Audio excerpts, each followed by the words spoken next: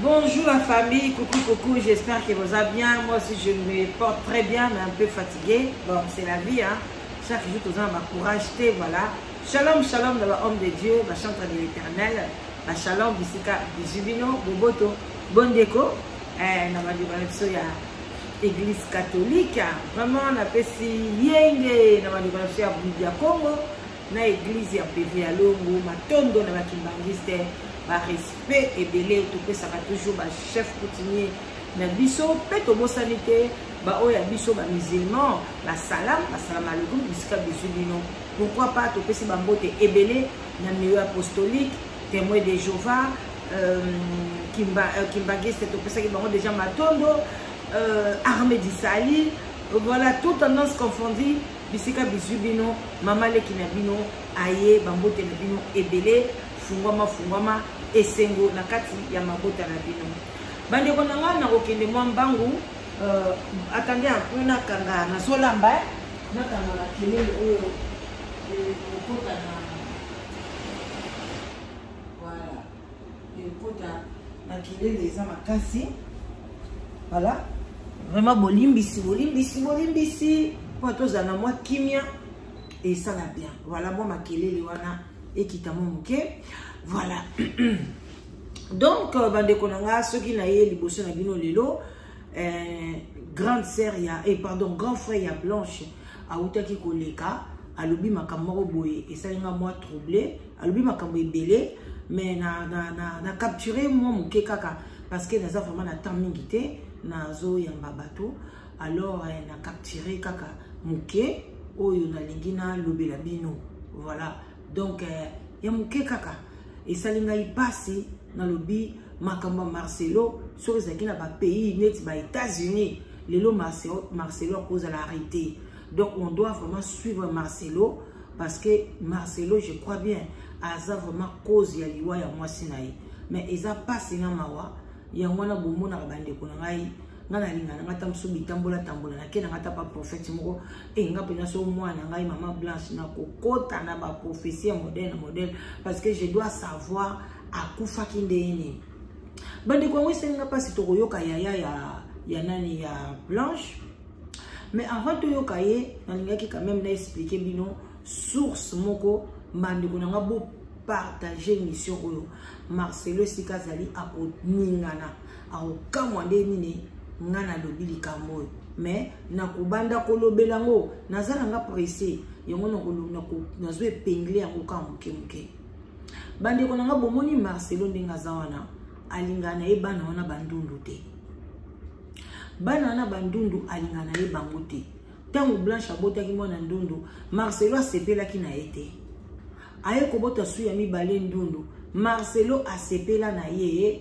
te parce que dans mon moment bana bandundu ebele ba comme ko sa émission ba osalo ko ba côté la Marcelo soko za ndundu oyoki ngai mama ozana ndundu ko côté la Marcelo te pona linga bana bandundu te Blanche ayebaki yango Blanche bazaki mwasi moko loba mingi te ka boyebi ka bana baso baloba mingi te mais basala makamba minene cc ndenga zalaki et puis boko yoka so na longoli place yango te parce que na linga kana epingle muke boyoka ke même na famille na ye azalaki na muto ote bande ko pesa neti makambo na ye parce que ndeto bota maboye au moins lem sozana yano mwa mobali sozana problème na libalo yebisa kaye bozana ndeko na yo ou bien cousine na yo mo boko peraka bien pe camarade na yo ça dépend muto nini makile na bino kutani au moins na ole bande pe makambo na yo tala apasi na ole kata malibala boy bo comprendre to abatu toko bomba makambo kwa banzete te moko esungaka moninga pa ko porter au conseil ou peut soulager yo alors bande ko ngai d'après source wana et en tout cas ba yebi singala danoise ezali apesinga ko balobi eza bango balobi ko eza pena 110% sûr ndenge nini ndeko na biso mwasi akufaki donc mobile na bando ninga bandundu te tanga boti déjà bana mibala ndundu ekomaki matata Marcelo bandoko linga ba bota lisusu te yango bomona ndundu wana ya mwasi par rapport na oya ya alandie moi ekar ezali alinga ki ba bota lisusu te donc à place on a bien comment il est bailler blanche bolingo comment il ngoka bongo na bongo donc pour na ya zomo na moneti ya tant que pasteur et ça soni ba honneur ya lingaka ko bota ndundu mais tant yo linga basi ya pembe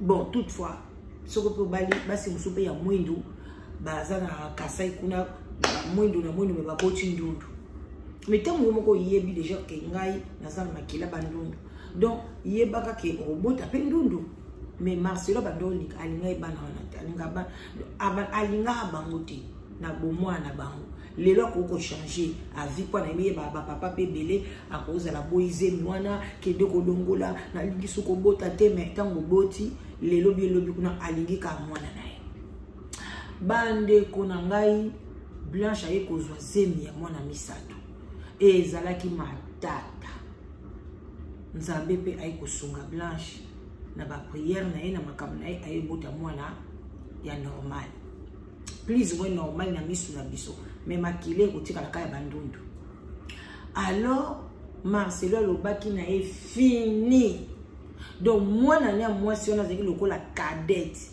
donc abane ko lengela ye donc azoso ye lokwa mwana na suka alobaki makamba ko bota ezali sote Blanche pe akoma ikomela ba pili oyo ba pasteur balobaki za masomo Blanche azomela comme ça carabou soki par erreur soki ndenge nini parce que pasteur Marcelo Magoda comme on appelle pasteur Magoda alinga Magoda moité et au sala ke tellement banda on a bon mwana nde na yebisa bino il est déjà na âge ya 12 ans babande ko violer anda ko beta déjà Magoda sima ti ndenga ko koma na 17 ans na mutabanda obete Magoda voyage ki soka kende wapi na ndenga yeko yamba Jésus na ye so pe ya solo so pe lukuta ye mo kamta yibi mais Marcelo fille na ya de 12 ans banda ko bete Magoda lokwa ba deux fois et pas cousin na ye akanga munoko atikala ko baba ba parents na été a aussi pe la bazo beta ye bazo fine mabele bazo beta ye Magoda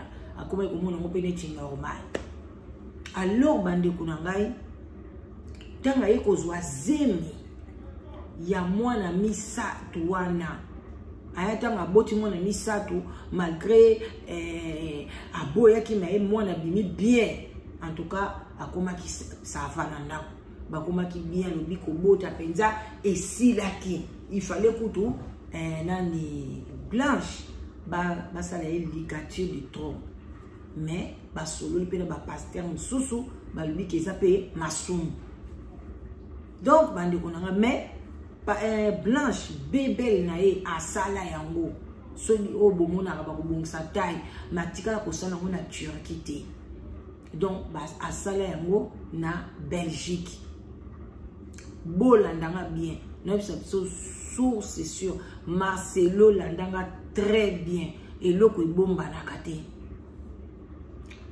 tango aye ko zwa zemi ya mwana suka e mama na ngai et donc Marcelo a tomboki abine yozuyuka te komozo se protéger te bande ko banda zemi ya mwana wana bandaka tia botaka Marcelo asimbaka ele sote aboyaka alobi surtout soka bota mika ndondo en tout cas cette fois-ci faut li bale kufa je m'en fous moi je suis azoyoka te boye na boye azoko ganga donc Marcelo na ndako aza un grand dictateur moi si nous sommes bala Marcelo boyo kela bino ezoa te boyo kela ekutu te ke o akoti na bonheur te Marcelo akokufa bongo aza un grand dictateur soka lobi 1 2 2 Blanche atanga na bamboke belé bakasai ba wapi a papa na yazwaka ye papa ne bande ko mité abande ko mema Blanche atanga na bekola bien yango wande ko mona zo ba français malamu mais tango aye ko zonga na Kinshasa aye ko zonga na maboko ya mama na ye de place Blanche akombaki ko sala ba mobulu wana ko bimala ba mikonzi ba nini mais atanga ki na bekola bien alors sikoyo Blanche tanga aye ko zwa zemi ya mwana wa mobali ya suko bozomo na zokanga na Marcelo abeta yesusu Magoda te Blanche abandé ko se confier et pas ya bande konete. Mais azalaki na ba camarade na ye. Oyo ba bande ko sambela kutu te. Ba o atanga na bango na ba école kala kala. Nde azaka na ba moko mibale abandé ko se confier na bango pe ndo so na bango ra. Donc ba numéro de téléphone na bango abandé ko tchongo na téléphone na été abandé ko mona papier na carnet. Marcelo contrôle ba numéro nyonso o ya bengi ya bato. Soki bengi mutu oyo ya yebite problème akokoza na camarade te. Donc asoka bengi ka camarade be camarade azui numéro na eka ndenge zalaka kabo asololi kabo abomi alo bilimbisanga vraiment mobali na ngai kozala grave. Bande kwazaki na vie moko neti. Donc na cachot bande ko malamu na zanga bomengo mais nazala libre. Liberté ya moto eleki nyonso bande ko na ngai. Mars nani Blanche aye kozwa zemi aye kobota mwana wa mobali mwana bini bien nde boniwese lokola ezonga. Mais à partir à wana yena Marcelo boniwezaka isu bongo kaka. Marcelo pe azalam akina mwasi na ye na monga fula. Azaki na mwasi usuna monga fula mwasi ona zaka mundeli. Bande kunanga bondi mela biso makamto yebisa bino bola ike ba partager ba pasteur ngana zo kama église ya Marcelo bozo tonda kuna pona nini makambo bomoni ya mama Blanche ba mama ba biso ba mama mtotonda sa église ona ba mama bo bimate. Même solidarité ya mama pasteur na bino bozana moté ngana comprendre ba congolais te et l'on ba bozo mona noir sur blanc Marcelo sali mabe mais bozo kende bozo kota mais moi je ne sais pas ngana ko kende l'église te place bateau ba osala mabe neti par exemple bana ya nani ya oyo soki mama Olangi bazo sala mabe ezo mona na noir sur blanc bazo sala mabe ba miyibi. Baïbi ki be maman abango atikala ko somba église na wana entre parenthèses a somba église na Belgique a somba église partout même na Congo a somba te mais bango bazo s'accaparer na ba bien bato bazo kotia bato ma mal à l'aise mais nzambe bazo conforter bango place nyonso bazo kende bazo échouer beaucoup échouer même na Bruxelles bozo sali wana te. Oh non nazo boto yisa binoko bozo sali wana te. Soit Salwane et Koufi et Ziki et Panzani, soit et Tikale papa mons. Mais ce qui kana bino bozwa moté. La kangia te parenthèse on no yom comme ça. Avançons la émission. Ba allez moi na natanga botami ya suka wana. En tout cas bazaki na bango ka bongo Blanche akoma nika mawa azakali ne sengote ngoko bisaka mobali ngana omwa kanya esprit de monde omwa kanya tina kufa nanga en tout cas zakine so bien te. Blanche ye ko zwa semi mususu après moi nous bozomona kana ndengwa na kale msubi yo basali lobi basali te. Blanche ndomwa na mela nanga pe pili la mpo nini to sala ka sabiso lisote omona ka pa mobali asengi mobali pe dictateur ayebise na melite nakobima nanga libanda. Allez, yebe akokani ko bimate et coach kuna Blanche pe maman mabota Blanche azwi soze.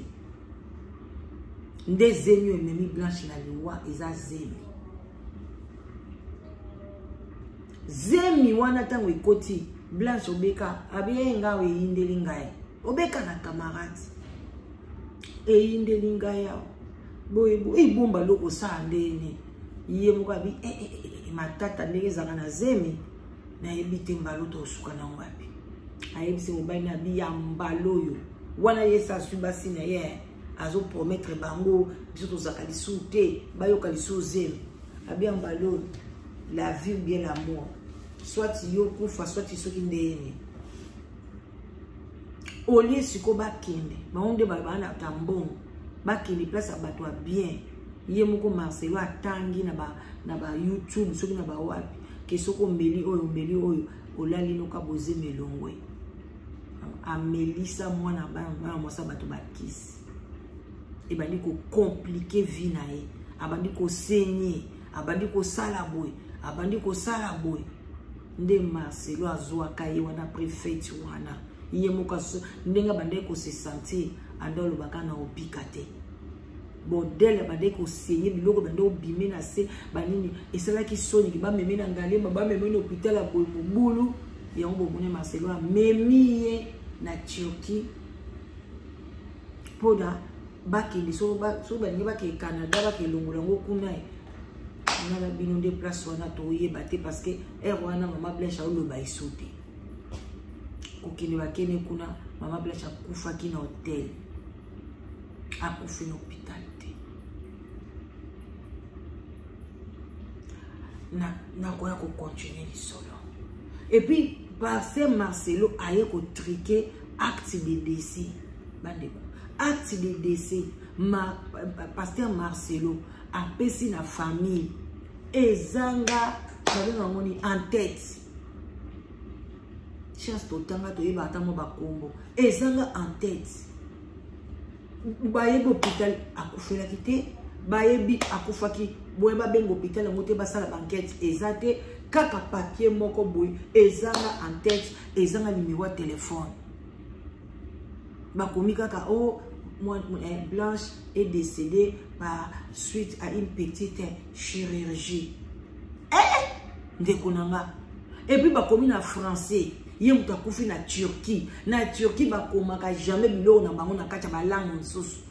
En tout cas, si vous avez la traduction et que vous avez na bango, après vous avez traduit na bandeko des papiers à la famille. Donc famille, moi et ba bien à l'hôpital nini azalaki ezate.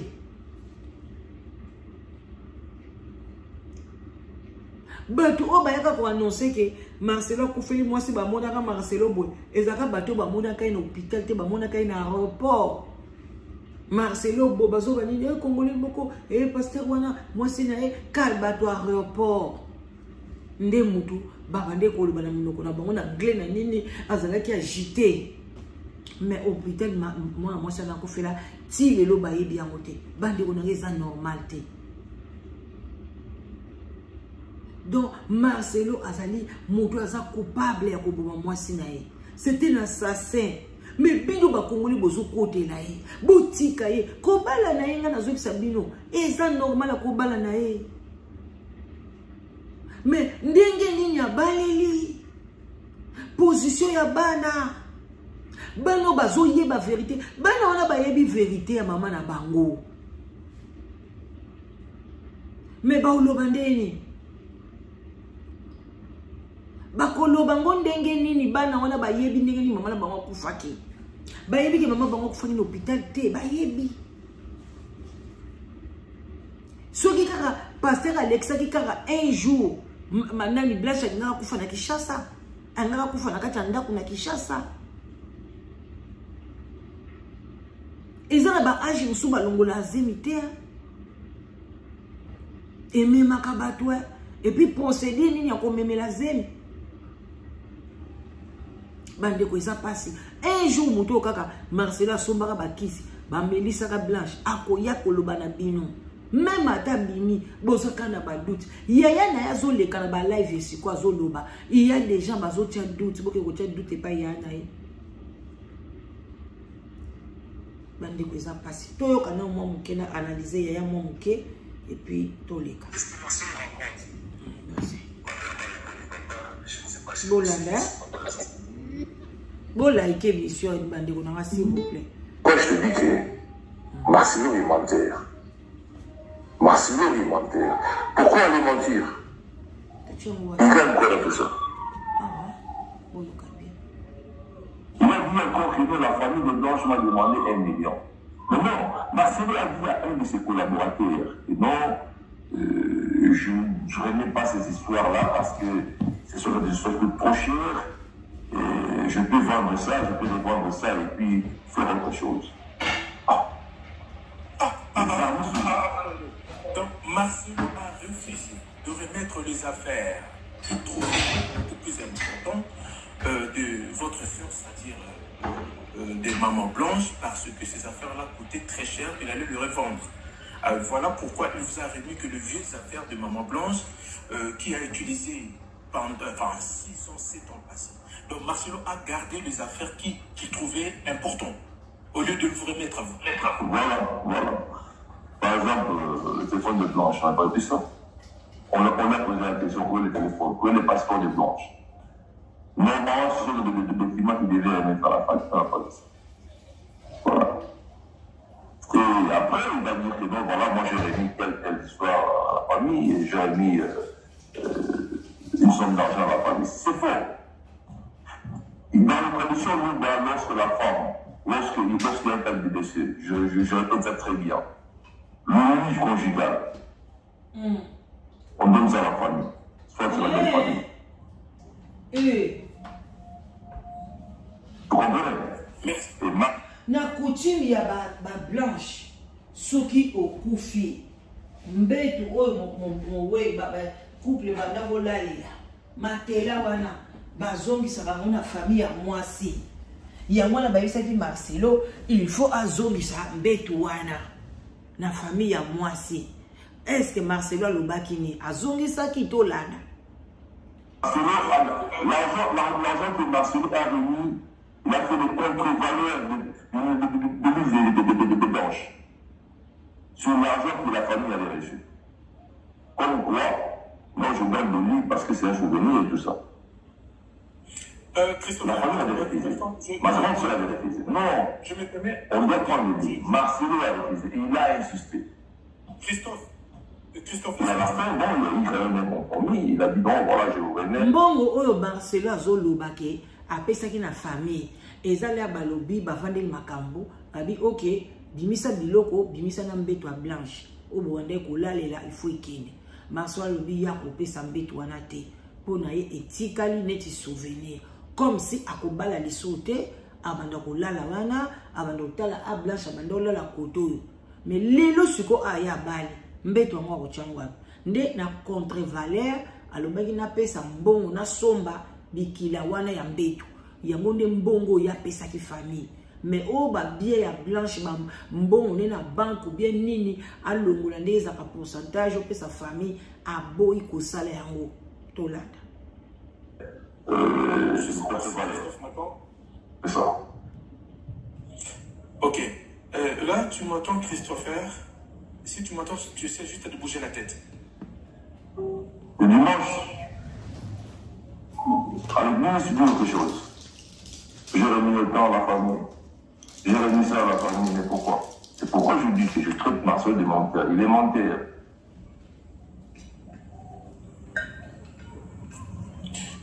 Chers amis, surtout pour les gens qui écrivent dans les commentaires, j'essaie de lire en même temps certains commentaires. La personne qui est ici, qui parle devant nous, c'est le grand frère propre de Blanche. Et je ne vois pas pourquoi vous êtes là pour mettre, certaines personnes puissent mettre en doute ses propres... Enfin, c'est dur parce que...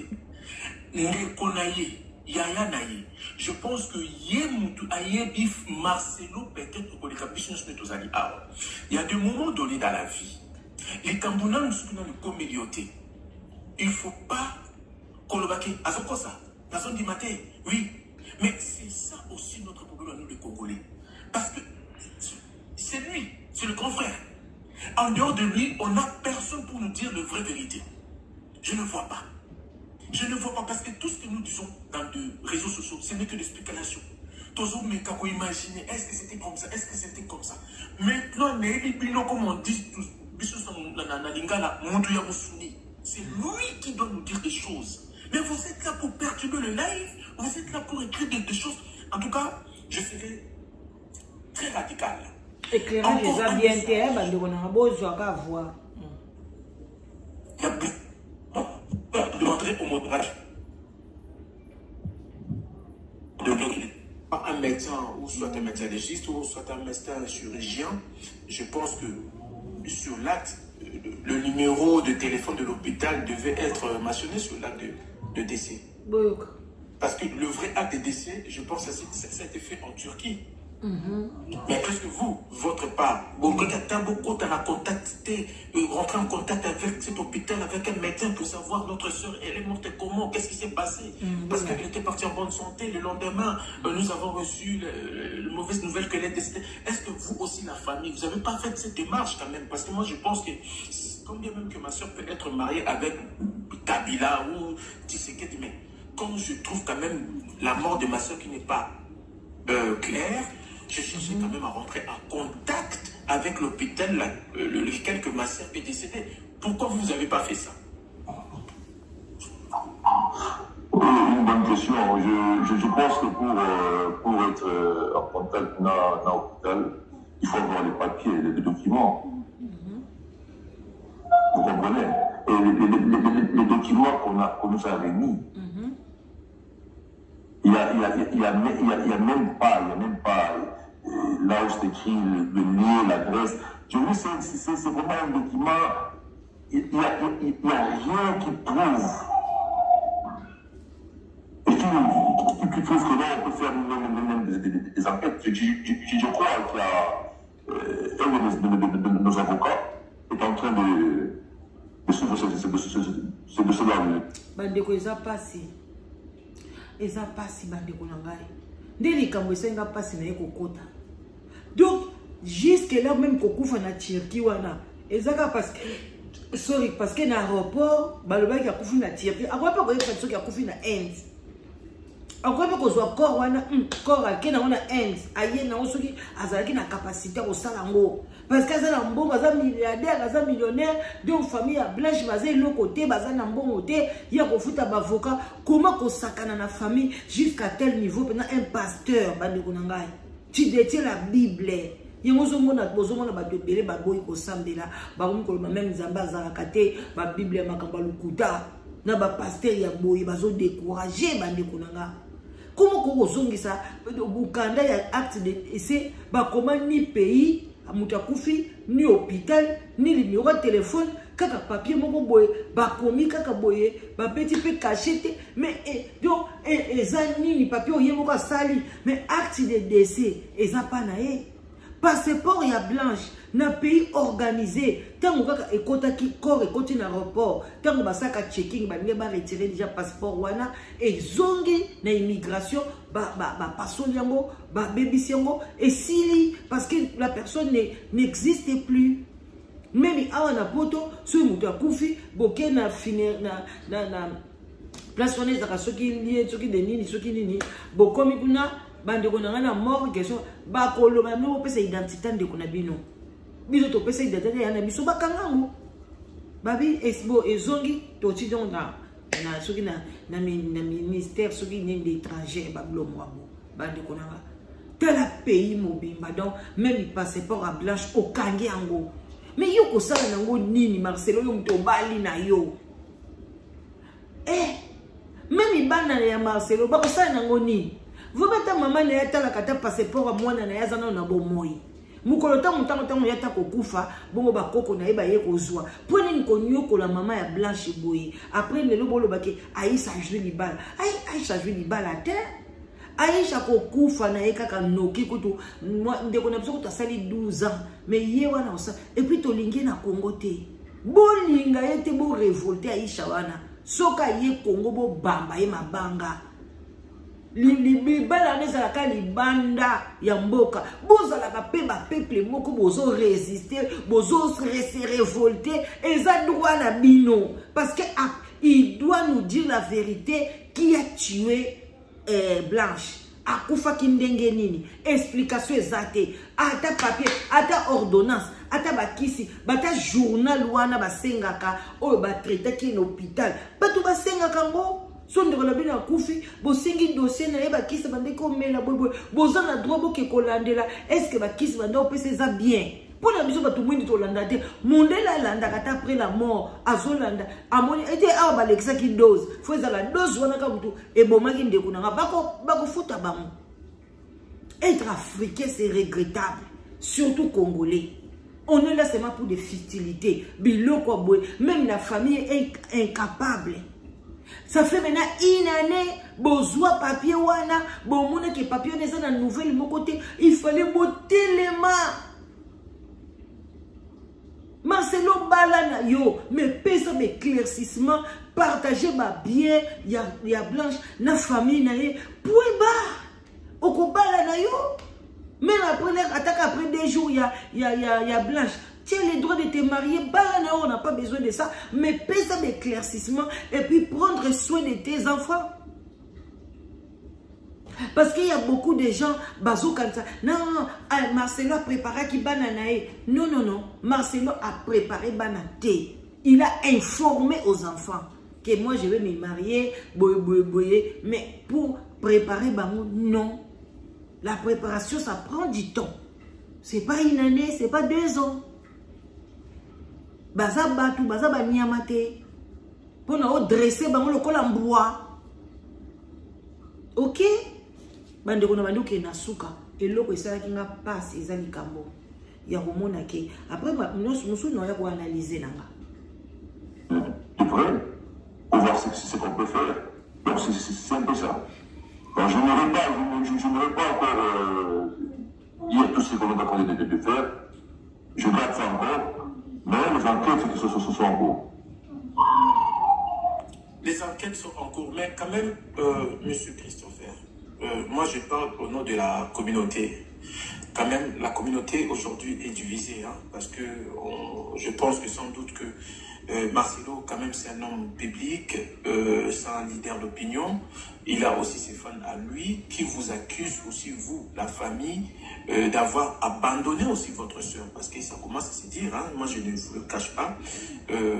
Beaucoup de gens disent que oui, mais la famille, on veut bien, ok, d'accord, mais pourquoi la famille n'avait pas ceci, n'avait pas fait cela? Pourquoi la famille ceci, pourquoi la famille pas cela?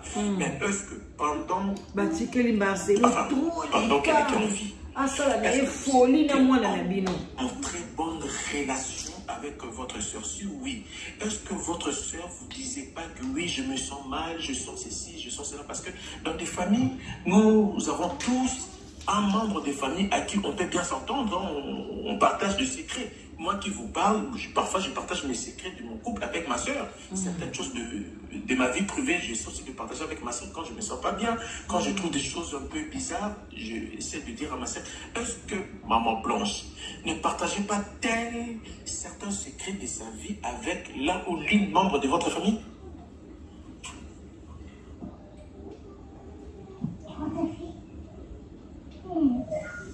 Oui, je crois que Blanche avait été une dame, était une fille très réservée. Et Blanche ne parlait pas trop.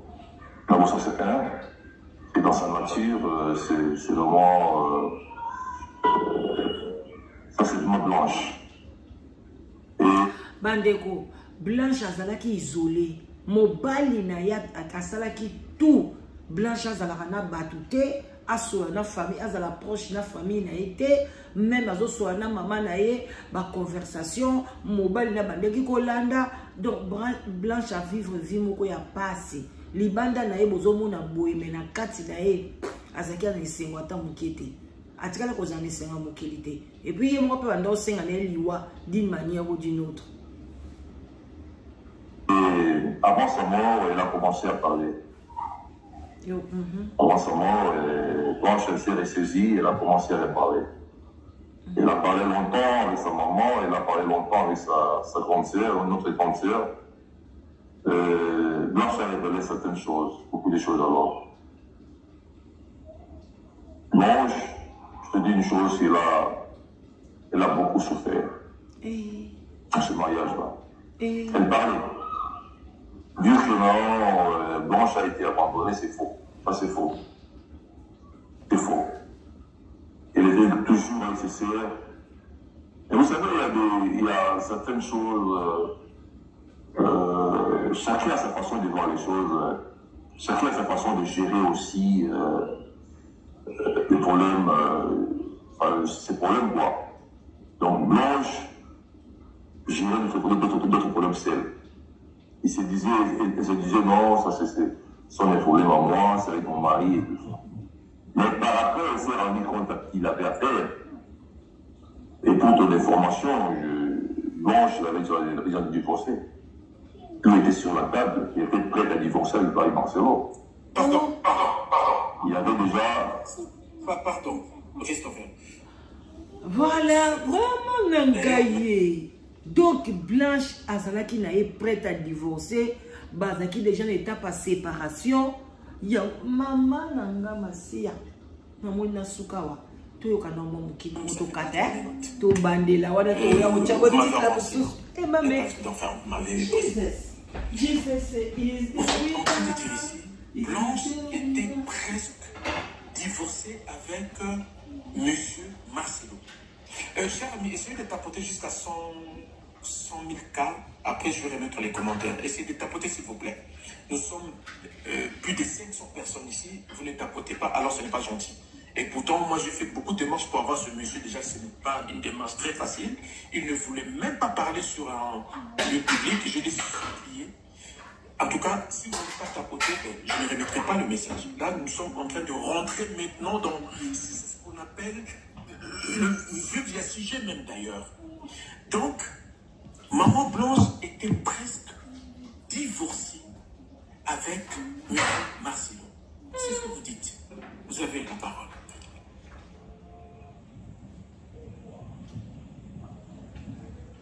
Ouais. Ça, je te dis vrai. Blanche était prête à divorcer. Elle était presque divorcée. Mais il y avait une procédure à suivre. Elle a dit à Marcelo que je pars avec mes enfants. Je vais aller m'installer où je vais aller. J'en ai marre de toi. Quand je disais au début là que Marcelo c'est un menteur, parce que même la femme, oh, il s'est marié, je ne sais pas. Cette dame venait à la maison. Cette dame venait chez Blanche à la maison. Christopher, laissons d'abord Maman Esther. On viendra sur Maman Esther. Je veux vraiment que vous puissiez nous éclaircir qu'est-ce qui a poussé à Blanche de divorcer, bien de demander le divorce, et de partir loin, très très loin de Marcelo avec ses enfants. C'est quoi la... D'abord, premièrement, il y a beaucoup de choses. Je parlais de trois aspects. Il y a un aspect physique, il y a un aspect spirituel, et puis il y a un aspect politique. Il y a trois aspects. Ça, c'est... Et le quatrième aspect, c'est la dame en question. Et Blanche, elle s'est dit non, c'est trop. Elle a commencé à parler avec sa grande sœur. Ma grande sœur, je vais dire. Elle a commencé à rencontrer sa maman. Il y a des audios et Blanche a laissé. Hey. Elle a dit maman, oui, c'est vrai. Je sais que c'est vraiment une décision difficile pour toi d'accepter. Mais laisse-moi aller vivre ailleurs. Ma mère, elle a encore conseillé à Blanche. Blanche, dans les mariages, il n'y a pas que les bonheurs. Dans les mariages, il n'y a pas que la rose, les épines aussi. Accepte ça. Et par après, ma mère se rendait compte, non. C'est la vie de ma fille qui est dans le danger. Il y a des choses que je ne saurais pas vous dire ça, parce que comme tu as insisté pour que je monte dans ce live. Tu as bien fait. Pour ne pas bimisa bato ebele baza na ba situation yo. Vraiment souffert. Ba mama ba tata bandeko. Soki mwana no ayeko yebiso alinga bima na libala. Azomona na ye bien te. Yende mutu aza na libala yote. Tika kotala bato. Oh mwana nga bakobenga e femme seule. Oh mwana nga bakoloba za divorcer. Tika mwana bima. Blanche soka bima ka banda kala. Tango penza oyo ya leka komaki na zemi ya mwana ya suka. Mbelelelo Blanche azali. Mais makamba kolobaka zela bongisa totala osa mama pasteur tala kaka botala ndenge sali Blanche. Et qui n'a liwa boze bele bozana ba situation à Blanche. Sortez au milieu des loups. Libanda libala pe vie eza ya kitoko. Hein? Bande kona suki wana pona lelo eh. Kitoko makasi mena. Elle a vraiment souffert de la nouvelle de Marcelo. Elle a vraiment souffert. Et elle a parlé à la fin. Elle a parlé. Elle a dit tout sur Marcelo. Elle a dit tout sur Marcelo. Bazana ba audio nyonso Maman Blanche aloba nyonso pona Marcelo. En tout cas bo bimisa ko lokola kuta bali na eboye. Bo bimisa ba audio wana. ndeko na biso mobali oza na Afrique du Sud senga mama ba audio bo bimisa yango mutakala nyonso ya Marcelo fe bima libanda ndoki munene bandeko nanga ngakutu na kumisi nzambe ndeko kebala li congolaise te nazoki ka pasi pona mbongo na biso muto ebali mwa mwaswana muyibi ndoki me kende ko boma na yoso ke koloni mwa mwasana ko kende soit yo muto ko kende Marcelo Blanche otika binote bande ko nangai bino moboyoki na parce que na zap mana makamna osala na ko analyser lisusu lobi suite nango et ozala bien makasi et loko to ko retenir awa ezali acte de décès oyo Marcelo asali normalement juridiquement ça condamnable à falsifier ma papier il y a acte de décès et ça en tête et ça adresse hôpital numéro et le côté bon et puis boye ba ke Marcelo ba sokola epete wana to ya nango lobi azana bokuya ba sokola ki yete ba sala ki mikila kila te eloko moko te pona Marcelo basala nzambe bo sakana la coutume totala so bino bo likolo ya coutume Jésus Christ de Nazareth a respecté coutume donc bino bato boye lokola Jésus memaka ngambo alobika ke bino bato boya bo sala kolekanga yango ko bisala sala boybolo bana komba Jésus lokuta na bino en tout cas botika la bien la famille wana mama leki na bino la danoise en tout cas bambote belé bisika bizu bino bo like vidéo bo partager ozui un plus à bien en tout cas et sala bien makasi et puis toujours na vente ya ba mapangu na ntele en tout cas on a besoin de so ba lupangu na ona ntele n'hésitez pas quand on a sabino place ya bien nyonso eza cadastré donc mukolo nango donc asala nyonso ba démarche nyonso yo keka ko poni anga lingi na coin anga lingi na katikati anga lingi ba oyo osombi ndeko nanga et ozala kitoko makasi et puis live together ezawana ozoluka mwasi ozoluka mobali n'hésitez pas o eza ba vacances benga mama la danoise soko benga kinga tamso nazaki na contretemps nazwaki yo te ndeko ko décourager te rappeler nga lisusu et kozala bien parce que ba numéro belé benga kanga moyen rappeler yo kozala te na obosa na numéro na yo alors benga nga na 00 44 74 38 03 16 23 ozwangai et puis si vous avez un problème au niveau solo là vous avez des cambolingi et banana mokili n'hésitez pas maman la danoise zana no matobele lukolo lopango na koganga mokili koyoka likez partagez je vous love votre maman Leki en tout cas place d'enfant des amants molili mais n'hésitez boyo naka mongongo problème ezate bisous je vous love bye.